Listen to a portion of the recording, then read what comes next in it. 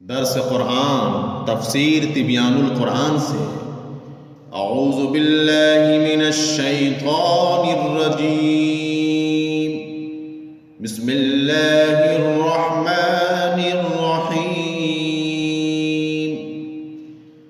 یا ایہا الذین آمنوا اجتنبوا کثیرا من الظن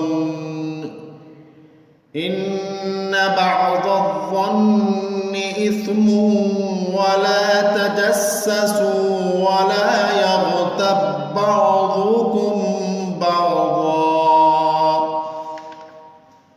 اے ایمان والو، بہت سے گمانوں سے بچو، بے شک بعض گمان گناہ ہوتے ہیں، اور کسی کی ٹوہ میں نہ رہا کرو، اور کوئی ایک دوسرے کی غیبت نہ کیا کرے۔ اس آیت میں ان 6 میں سے 3 برائیوں کا ذکر کیا گیا ہے۔ نمبر 1، جن میں سے ایک گناہ گمان کرنا ہے۔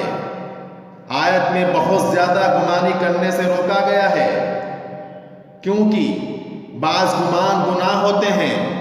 اس سے مراد کسی کے خلاف بلا تحقیق بدگمان کرنا ہے، یہ حرام ہے۔ اسی طرح اللہ تعالیٰ کے ساتھ بدگمانی رکھنا کہ اللہ تعالیٰ مجھے عذاب یا مصیبت میں رکھے گا، اور اس کی رحمت سے مایوس ہونا حرام ہے۔ نمبر 2، تجسس، یعنی کسی کے اندر عیب اور کمی نکالنے کے لیے اس کی ٹوہ میں رہنا کہ اس میں کوئی عیب یا کمزوری معلوم ہو جائے تو اس کو بدنام کرے، یہ بھی حرام ہے۔ چھپ کر یا اپنے کو سوتا ہوا بنا کر کسی کی باتیں سننا، کسی کے نجی خطوط پڑھنا، موبائل وغیرہ میں ریکارڈ شدہ باتیں سننا، اور کسی کے گھر میں اپنی چھت پر چڑھ کر یا دروازہ اور کھڑکی وغیرہ سے جھانکنا بھی تجسس ہے، اور یہ حرام ہے۔ بلکہ اگر کسی کا عیب اور کمزوری معلوم ہو جائے تو اس کی پردہ پوشی کا حکم ہے، البتہ اگر اس سے کسی کو نقصان پہنچنے کا واقعی خطرہ ہو تو اس کا ظاہر کرنا جائز ہے۔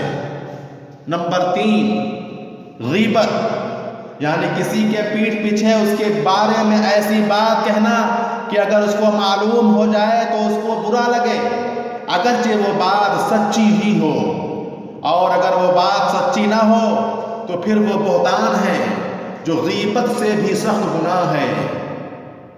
اگر وہی بات پیٹھ پیچھے کہنے کے بجائے اس کے سامنے کہی جائے جس سے اس کو تکلیف ہو تو وہ لمز ہے، یعنی طعنہ زنی، جس کا ذکر اوپر گزر چکا ہے، وہ بھی حرام ہے۔ یہ وہ 6 برائیاں ہیں جو معاشرے میں فساد کی جڑ ہیں۔ ان آیتوں میں ان سے بچنے کا تاکیدی حکم دیا گیا ہے، اور احادیث شریفہ میں بھی ان سے پرہیز کرنے پر بہت زور دیا گیا ہے۔ مگر افسوس ہے کہ آج مسلمان نیچے سے لے کر اوپر تک ہر سطح پر ان برائیوں میں بری طرح ملوث ہیں، جس کی نحوست آج پوری ملت اسلامیہ اتحاد و اتفاق جیسی اہم، ضروری اور ناگزیر نعمت اور دولت سے محروم ہو چکی ہے، اور آخرت کا جو وبال ہے وہ اس کے علاوہ ہے۔ أَيُحِبُّ أَحَدُكُمْ أَن يَأْكُلَ لَحْمَ أَخِيهِ مَيْتًا فَكَرِهْتُمُوهُ؟ کیا تم میں سے کوئی یہ پسند کرتا ہے کہ اپنے مرے ہوئے بھائی کا گوشت کھائے؟ اس کو تو تم برا سمجھتے ہو۔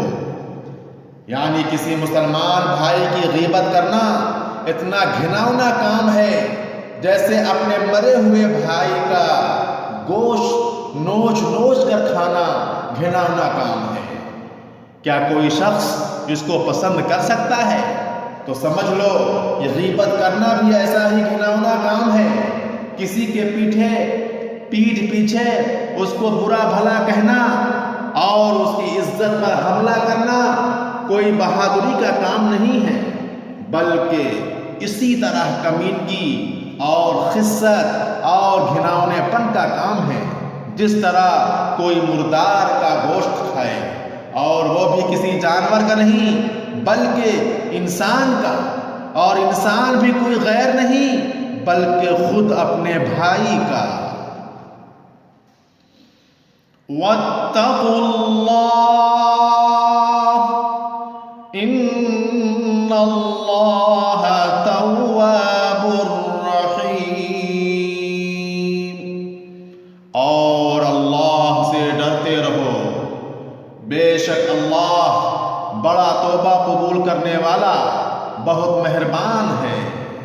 یعنی اللہ تعالیٰ سے ڈر کر غیبت کرنا چھوڑ دو اور توبہ کر لو تو اللہ تعالیٰ تمہاری توبہ قبول کر کے تمہیں اپنی رحمت اور مہربانی سے نواز دے گا۔ صدق اللہ العظیم۔